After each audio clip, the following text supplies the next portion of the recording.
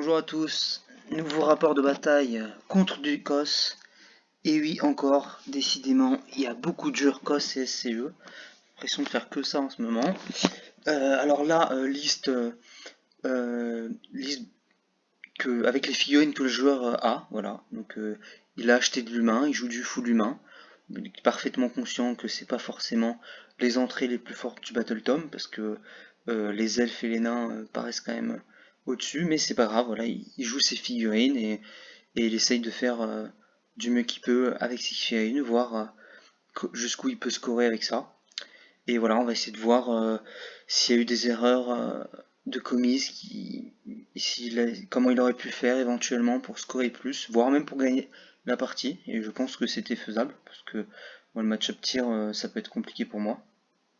Et je pense que potentiellement il peut la gagner. Et voir aussi les erreurs que moi j'ai fait, parce que c'est pas parce que je la gagne que j'ai pas fait d'erreur. J'en ai même fait une assez grosse à mon avis. Donc voilà, toujours voir comment on peut s'améliorer. Et c'est vrai qu'on a tendance à dire que on s'améliore plus quand on perd que quand on gagne, c'est vrai, mais on peut aussi s'améliorer même quand on gagne, parce que si on revient sur sa game comme ça, et c'est ce que le format permet, on se rend compte que on aurait pu faire beaucoup mieux. Donc, mais bon,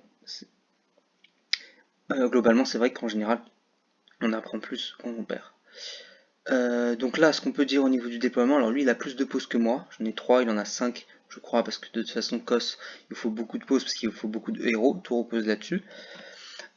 Et en gros, il se met pas trop près parce qu'il a peur que je décide de prendre le terrain et que je l'impacte tout de suite. Donc il recule.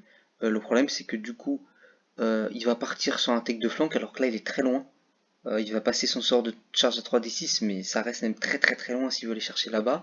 Et il s'est pas mis assez près pour le faire avec une course auto. Néanmoins, et moi j'ai fait en sorte d'avoir des gars ici qui sont un redeploy, contrôle ça, plus que lui. Pareil là, je contrôle mon propre terrain. Alors j'ai tenté un nouveau truc, je les mets sur le côté, je m'étais dit ça peut le bloquer, l'empêcher de faire les coins, sauf qu'en fait pas du tout, parce que je suis pas rectangulaire. Donc en fait, il trouvera forcément un petit coin où se mettre pour aller dans les 6 et en dehors de son territoire. Ça mettait aussi une pression pour lui mettre des dégâts sur des trucs du flanc, sachant qu'il n'y avait pas forcément intérêt sur ce scénario à le mettre au centre. Bon, j'ai testé ça, bon, ça marche plus ou moins. Euh, ça marche plus ou moins, mais bon, c'est pas non plus incroyable. Mais bref, et là par contre j'aurais pu faire mieux. Là j'avais les gnoblards qui sont un redeploy, vous pouvez prendre la maison, mais ils sont pas assez. Donc j'aurais dû, là c'est vrai que j'ai fait un long cordon. J'aurais pu mettre plus de gnoblards à gauche pour que sur un redeploy j'ai plus de monde ici. Ça aurait mis une pression supplémentaire sur cette maison.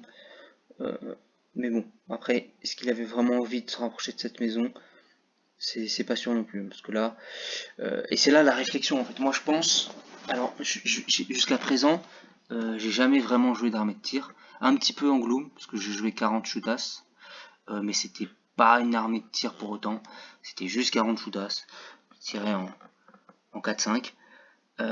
Mais j'ai quand même affronté pas mal d'armées de tir là depuis la V4, alors d'archétypes différents. Là c'est un archétype château. Il y a des armées de tir qui fonctionnent pas en château, mais de ce que j'ai vu des armées de tir archétype château, celles qui ont le mieux marché contre moi, parce que j'ai que l'expérience de mes propres parties, sont celles qui n'hésitent pas à sacrifier une tactique T1, c'est-à-dire à ne pas vouloir la faire. Déclarer un truc, n'importe quoi. Encore une fois, je suis toujours pas allé, d'ailleurs, il faut que je le fasse, aller checker dans les règles si vous êtes obligé de déclarer une tactique ou pas en V4. Enfin bref, on va dire que si vous en déclarez une que vous ferez jamais, pour vous positionner de manière à soit être le plus défensif possible et commencer à vous préparer à mettre du dégât au tir pour commencer à affaiblir votre adversaire et potentiellement à l'empêcher de faire sa tactique T1. Comme ça, à la rigueur, vous prenez, soit vous acceptez de prendre 4 points de retard, mais vous disposez de manière à ce que l'autre au moins n'ait pas trop, surtout sur un scénario comme ça où c'est 3 objectifs dans chaque camp, votre adversaire va pas pouvoir vous enfoncer au primaire rapidement, donc vous avez encore plus intérêt à mon avis à temporiser la game si vous jouez du tir, parce que au pire voilà vous aurez 4 points de retard sur le secondaire, c'est pas très grave, ça se rattrape assez facilement, T4, T5 si vous avez mis beaucoup de dégâts à votre adversaire et qui commence à plus pouvoir scorer, que vous pouvez, il a des unités en faible, là, que vous pouvez commencer à arriver derrière lui, récupérer un petit objectif, etc. Donc voilà, moi c'est une solution que je propose potentiellement aux joueurs que j'ai affrontés. Temporiser beaucoup plus sur ce genre de scénario, pas chercher à, parce que là du coup il a essayé d'envoyer, du coup il a voulu faire sa tactique, mais même, bon là il l'a raté, mais même s'il l'a fait, en fait vous commencez à envoyer des ressources en dehors de votre dispositif, ce qui fait qu'il y aura plus de trous dans votre dispositif. Ces ressources-là, elles peuvent se faire manger potentiellement gratuitement. Donc à mon avis, parce que si on vous donne le T1, grosso modo, vous n'avez pas 49 possibilités, hein. Surtout avec une armée de tir comme ça, c'est soit le terrain, mais là on a vu qu'il y avait beaucoup de terrain sur un redeploy, ça marchait pas, soit le centre, soit les flancs. Vous n'avez pas spécialement envie de vous mettre tout de suite avec 2 unités au flanc, au centre, parce que vous allez vous faire rentrer dedans dur. Vous n'avez pas envie de mettre vos cordons sur les côtés parce que vous en avez besoin dans votre dispositif et vous voulez pas perdre de ressources. Donc à mon avis, il faut juste pas faire de tactique en fait. Pas faire de tactique, faut pas chercher à envoyer des cavaliers tout chousse, là ils vont en envoyer pour tenter des gros charges, etc. Je pense qu'il faut soit bunkeriser là sur les 3 objectifs ici, avancer un peu, commencer à tirer sur des trucs qui peuvent servir à des tactiques ou des trucs qui peuvent être chiants pour plus tard, et faire un truc imprenable et potentiellement empêcher l'adversaire aussi de faire cette tactique. Par exemple là vous mettez plein de style aim proche de ce terrain là, donc moi si je veux capturer un T1, c'est soit la maison qui est là, soit le muret qui est là-bas.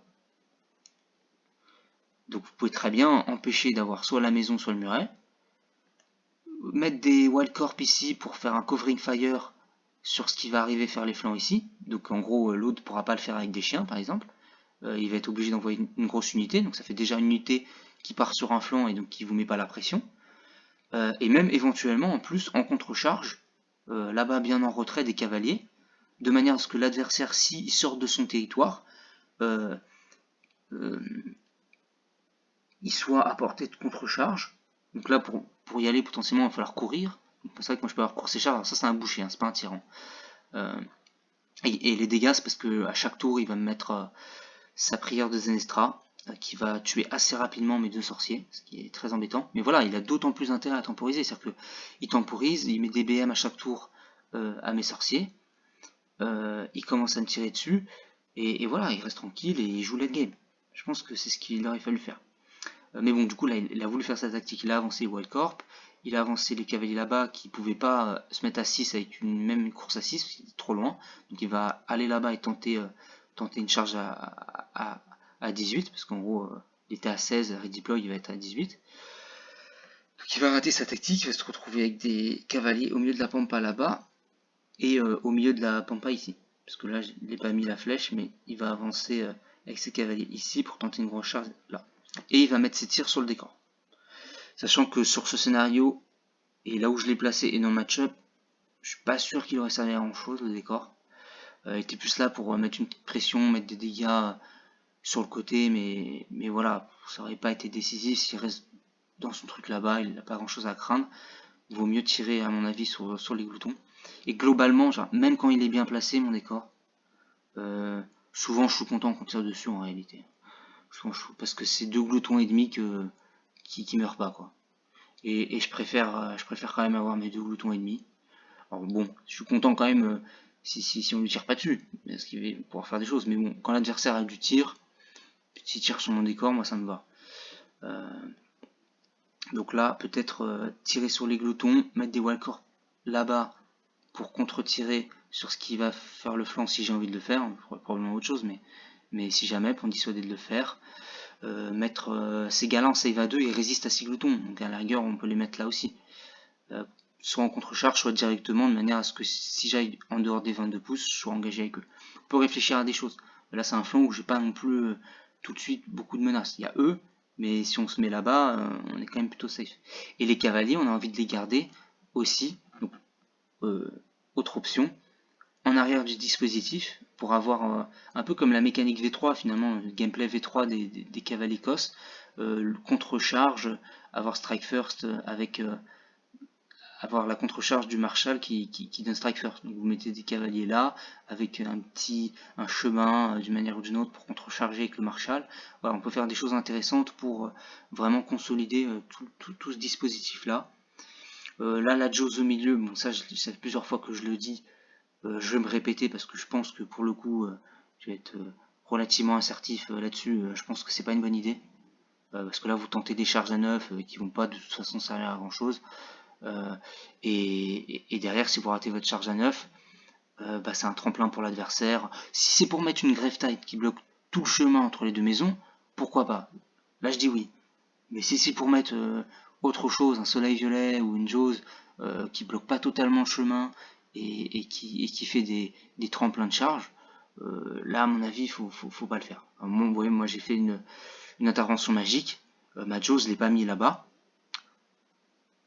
je l'ai pas mis là, bon, de toute façon j'aurais pas pu, j'étais à plus de 9, mais voilà, je l'ai mis dans mon camp, et limite là je la trouve que j'aurais dû la mettre peut-être limite encore plus un petit peu derrière. Mais là normalement ils sont au même niveau que les goutons, ce qui fait que ça facilite, au moins ça facilite pas la charge, qui de toute façon serait une charge à 16 ou 17. Donc ça reste quand même, voilà, plutôt safe. Mais ouais, donc là à mon avis, erreur sur les Jaws, erreur sur le fait d'envoyer les cavaliers. Je pense, après voilà, on peut en discuter, mais à mon avis, je sais pas s'il y a des joueurs tir, ils pourront nous donner leur avis, mais je pense que vaut mieux temporiser et consolider au milieu. Surtout sur un scénar comme ça à 6 objets où je pourrais pas faire le one to more. Et qu'il a des unités en faible, Callison Tall, qui si j'avance tout, pourront commencer à venir, si je laisse 2 loups là, bah, à venir récupérer l'objectif aux 2 loups qui restent là. Du coup à l'issue de son T1, il gère le décor et il met des BM au sorcier. Et il fait pas son take de flanc. Moi je vais faire 2 notes Weaver. Donc je vais envoyer le gros pack de 12 là-bas avec l'idée de nettoyer les cavaliers et sur un malentendu, si j'ai une charge correcte, d'aller engager à 3 pouces les fusiliers pour qu'il ait 2 fois moins de tir. Donc d'où l'intérêt aussi de consolider votre base pour pas qu'on puisse vous taguer vos fusiliers trop facilement, puisque eux ils ont 2 d'attaque sur leur profil, leur gros profil, et qu'une seule attaque sur leur petit profil, et quand ils sont engagés, ils sont forcés d'utiliser leur petit profil. Donc vous avez 2 fois moins de dégâts quand vous êtes engagé. Donc du coup, je vais pas hésiter à aller, si je peux, les engager, avec les 12. Là, je vais mettre mon boucher et mes 2 packs qui vont tous charger ça, maximiser les BM là-dedans, et surtout, comme ça, après lui, le gros pack nettoie les cavaliers, et deuxième pack qui reste à plus de 3 de ça en chargeant ça, bah, c'est comme d'hab, hein, c'est la mécanique, c'est le gameplay au gore. Premier pack qui nettoie ça, le deuxième il utilise son paline parce qu'il a chargé pour aller tuer les wildcards sans avoir pris de dégâts. Notez que lui il va, donc ça c'est la flèche de ma charge, mais lui il va redeploy son cavalier marshal derrière pour le sauver, parce que de toute façon il pourra pas contrecharger, parce que si j'y vais je l'engage, donc il n'y aura pas de contrecharge pour avoir un strike first de possible, donc du coup il va le redeploy en arrière pour le sauver, et du coup peut-être que voilà, s'il avait mis son Marshall plus en arrière, par là-bas, là pour le coup potentiellement, voilà, il y avait peut-être un dispositif à supposer qu'il avance comme ça, si on reste sur ce plan de jeu là, mais je suis pas sûr que c'est ça qu'il fallait faire, mais voilà, si on reste là-dessus, le Marshall un peu plus derrière, au moins il y a la menace d'avoir une contre-charge, strike first, et je crois qu'il fait frapper les cavaliers. Je sais pas si c'est toujours pareil qu'avant, où il fait frapper les cavaliers en même temps que lui, mais bon, on peut faire des choses. Et là, oui, grosse erreur de ma part, donc, moi aussi je fais des erreurs, on fait tous. Je laisse, je sais pas pourquoi je fais ça, c'est pour ça aussi que je fais ces mini rapports de bataille, c'est pour revenir là-dessus, mais je sais pas ce que j'ai eu dans la tête à ce moment de la partie, mais je vois pas, il n'y a aucun intérêt à laisser le reste de mon armée en arrière. Je comprends pas pourquoi j'ai fait ça. C'est une très mauvaise idée.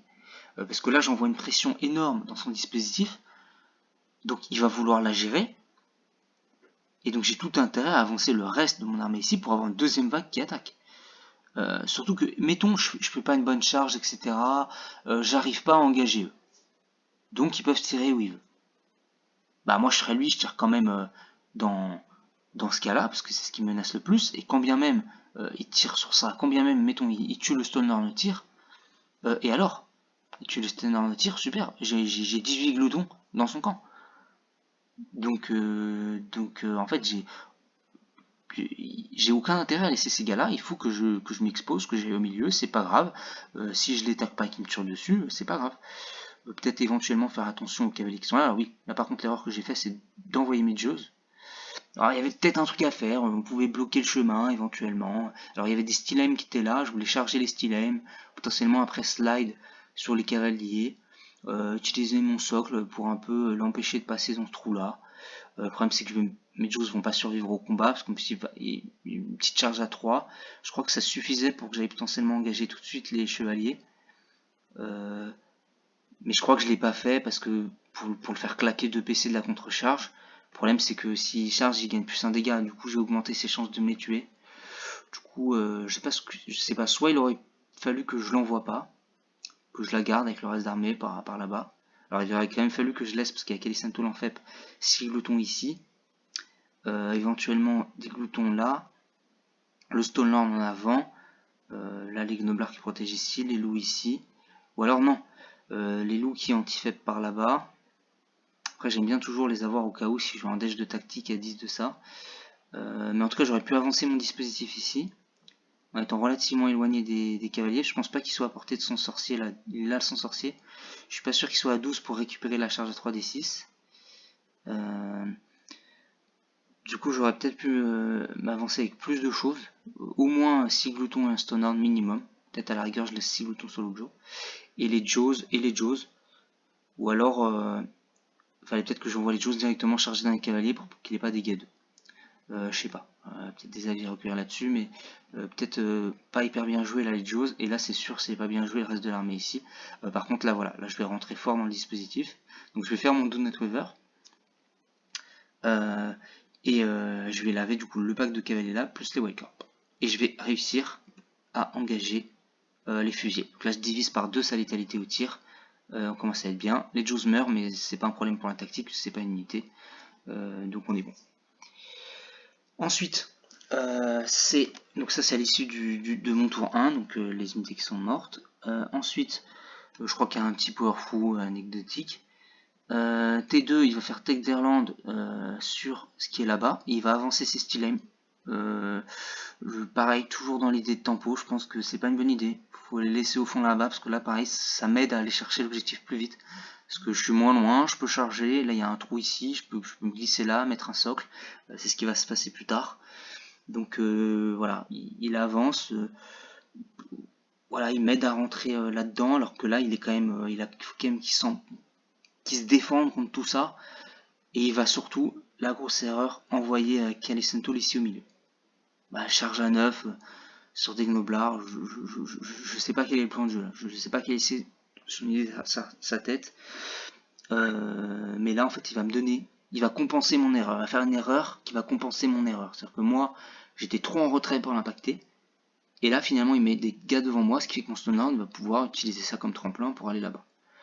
Alors que s'il allait par exemple de ce côté-là, il y avait moyen, alors si ça charge à 9 il récupère l'objectif, alors peut-être que j'aurais redeploy hein, sans doute, mais voilà, déjà il me force à utiliser un PC, ce qui est toujours chiant. Et puis même s'il l'a pas tout de suite, sur un tour supplémentaire, soit je rapatrie des mecs, et à la rigueur il peut se mettre encore plus vers le bas, là, comme ça, là, derrière le décor.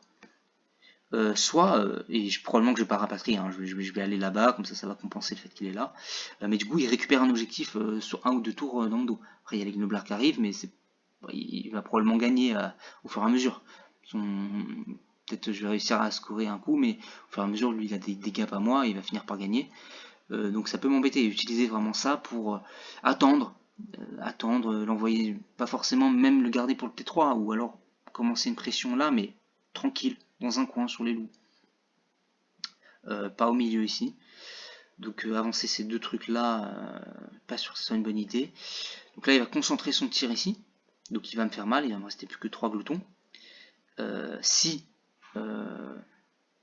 après voilà, les erreurs se compensent, donc voilà, on peut pas dire non plus si il avait pas fait ça, oui, mais il aurait pu faire un score beaucoup plus important, oui, mais si j'avais avancé, ça aurait compensé ça, mais bon, en tout cas, s'il avait joué beaucoup plus tempo depuis le début, je pense qu'il aurait pu scorer beaucoup plus, voire même la gagner.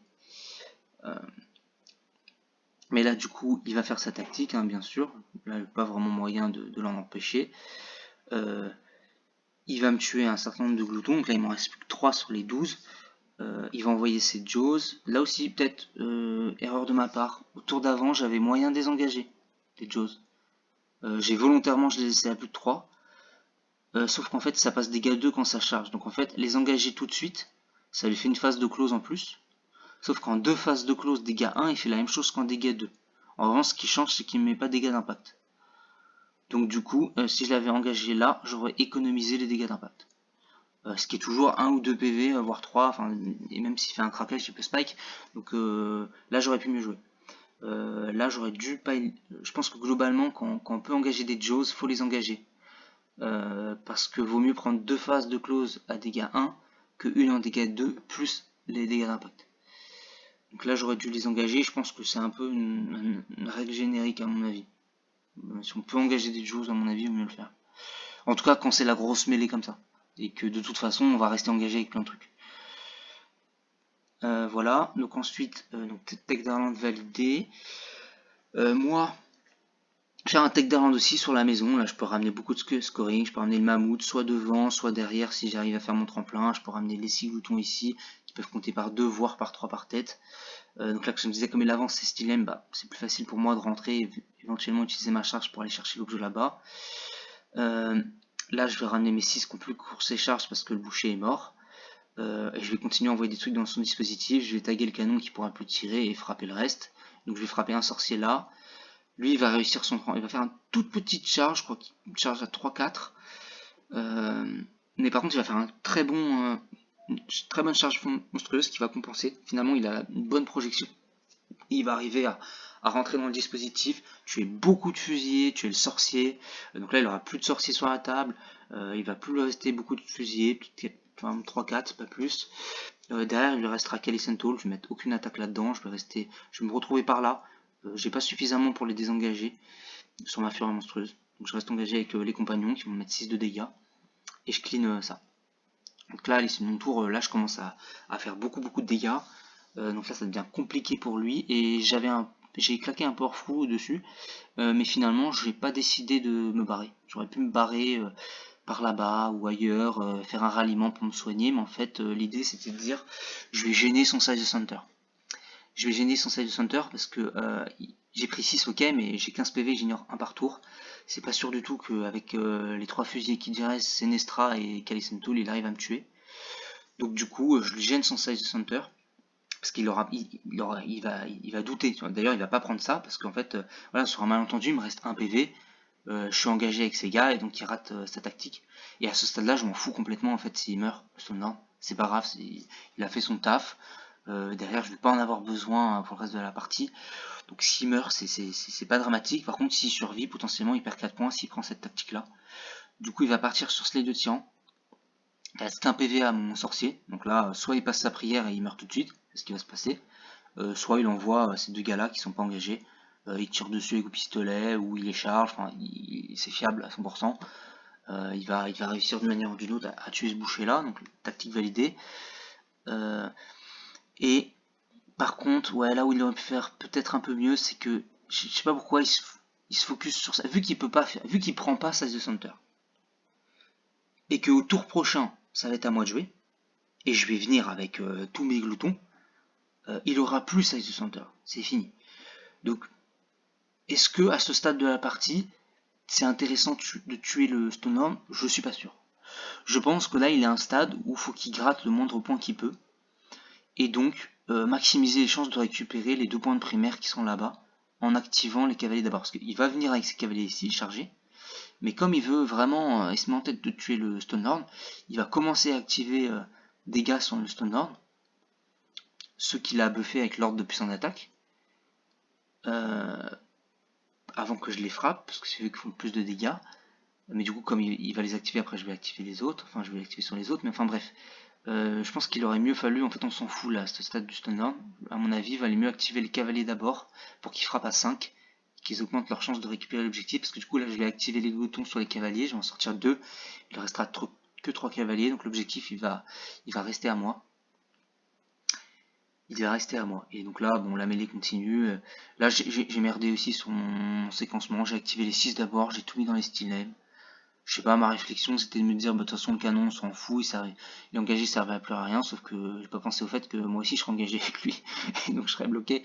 Donc du coup, j'ai activé les 6 dans les stylèmes, je tue tous les stylèmes. Les 3, ils peuvent même pas frapper, ils ont plus d'adversaire. Donc j'ai 3 gars qui frappent pas, et du coup, j'ai plus rien pour frapper le canon.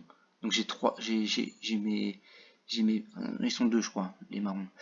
J'ai deux gloutons là de libérer, mais j'ai 6 de bloquer là, alors que j'aurais pu mieux faire pour tout libérer, pour revenir avec encore plus de monde au centre. Parce que du coup, à mon tour, je vais tout ramener. Donc là, il tue le boucher. Là, il n'arrive pas à récupérer l'objectif. Là, je finis Stylem, mais je reste bloqué là avec les 6. Mais à mon tour, j'aurai les 2 là de dispo, les gnoblards, plus les 6 gloutons ici pour venir récupérer le centre. Alors, je vais pas faire ça de center comme tactique, hein, je le garde pour après. Mais je vais quand même me planter au niveau des tactiques. Je vais faire les flancs. D'ailleurs, là, à l'image, on voit que peut-être merdé, hein, parce que je sais pas s'ils sont à 6 là, mais à vue de nez, j'ai pas l'impression. Je me suis peut-être emmêlé les pinceaux là, peut-être qu'il était pas correct mon move là, ou peut-être que je l'ai fait. Je sais pas ce qui s'est passé, enfin bref, il y a un truc bizarre là. Mais en tout cas, il fallait pas faire cette tactique là. Là, dans une optique de faire un score maximum, c'est mauvais. Faut garder les 2 tactiques autonomes pour les 2 derniers tours, si votre adversaire a plus de figurines sur la table. Or, là, je sais pas pourquoi, j'avais un cunning approach assez facile à faire, mais totalement évident, et je sais pas pourquoi j'y ai pas pensé. Donc, cunning approach, c'est une tactique de la destruction qui dit qu'il faut sélectionner une unité ennemie qui est engagée avec une unité amie, donc par exemple eux, qui sont engagés avec le stun lord, et qu'une unité amie qui n'est pas engagée participe au combat, et que d'une manière ou d'une autre, l'unité ennemie ciblée meurt. Donc là, elle était gratos la tactique. Et avec interaction. Donc il fallait que je la fasse maintenant, comme ça, aux 2 derniers tours, T4, T5, s'il a plus d'armée, et il va plus avoir d'armée sauf 2 figurines qu'il va pouvoir sacrifier à son tour, je pourrais faire Sage de Center tout seul et Attaque de flanc tout seul. Donc là, c'est pas optimal ce que j'ai fait, donc du coup, je vais pas pouvoir faire les 5 tactiques, parce que j'ai plus de tactiques que je peux faire tout seul. Parce qu'à l'issue de ce... parce qu'en fait, il va lui rester à l'issue de ce tour-là que 2 fusillés ou 3 au corps à corps, c'est à lui de jouer, il les suicide, donc je peux pas faire cunning approach là-dessus. Et du coup voilà, je perds une tactique pour rien. J'aurais pu faire une tactique de plus. Donc toujours aussi penser à ça, hein, au séquencement des tactiques pour être sûr de faire les 5. Et voilà, là c'est vrai que c'était un peu bête de ma part de partir sur tête de fond. Je pense que j'ai pas voulu me prendre la tête, mais ouais, là c'était pas un bon plan. En tout cas, ce que je retiens de la partie, elle est longue celle-là d'ailleurs, 28 minutes, ça fait beaucoup. Mais enfin bref, c'est que faut temporiser en tir. Faut temporiser surtout sur un objectif à 6. Je sais pas si d'autres sur tir ont des conseils à donner à notre ami joueur humain. Alors peut-être qu'il aurait perdu quand même en temporisant, on sait pas, hein, parce que on va pas se mentir, ça reste une liste un peu molle. Mais à mon avis, il y avait beaucoup plus de points à aller chercher. Ça c'est sûr.